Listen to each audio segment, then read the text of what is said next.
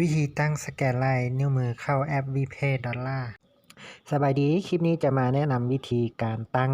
สแกนลายนิ้วมือเข้าแอป VPay ดอลลาร์ก่อนอื่นให้เรากดเข้าแอปไปเลย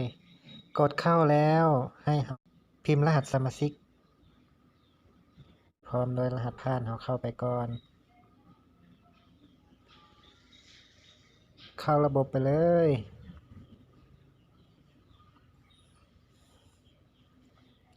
กดออกมาเลยแล้วให้เราเลื่อนขึ้นมาข้อมูลผู้ใช้กดเข้าไปแล้วก็ไปเพิ่มลายนิ้วมือแสดงว่าเครื่องนี้แม่นเราเคยตั้งเนาะเราเคยตั้งสแกนลายนิ้วมือไว้แล้วเครื่องนึงแม่นสามารถตั้งได้เพียงเพื่อเดียวโอเคกดเข้าไปใหม่เมื่อกี้นี้ยกเลิกตัวนั้นไปกดเข้ามาให้มาเลือกเมนูนี้เนาะ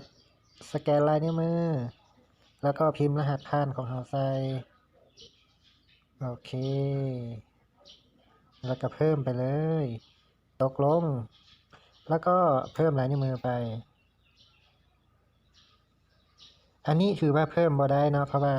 โทรศัพท์ของข้าพเจ้านี่เคยตั้งไว้แล้วเทื่อนึงเนาะในรหัสอื่นบ่แม่นรหัสนี้ในรหัสอื่นดังนั้นเครื่องนึงแม่นสามารถตั้งได้เพียง1รหัสเท่านั้นหลังจากที่ผ่านตั้งแบบนี้แล้วสำเร็จแล้วเนาะสำเร็จแล้ววันนี้เวลาที่เราเข้าบัดนี้นะเวลาที่เราเข้าเราเปิดแอปขึ้นมาแบบนี้แล้วมาหาเมนูนี้เนาะเมนูสแกนลายนิ้วมือกดเข้าไปแล้วก็สแกนลายนิ้วมือเข้าไปโดยที่ว่าบ่ต้องพิมพ์รหัสสมาชิกพิมพ์รหัสผ่านเลยเนาะสแกนลายนิ้วมือมันก็จะเข้ามาแบบนี้มันเข้ามาในรหัสนี้เลยเนาะรหัสนี้เคยตั้งสแกนลายนิ้วมือไว้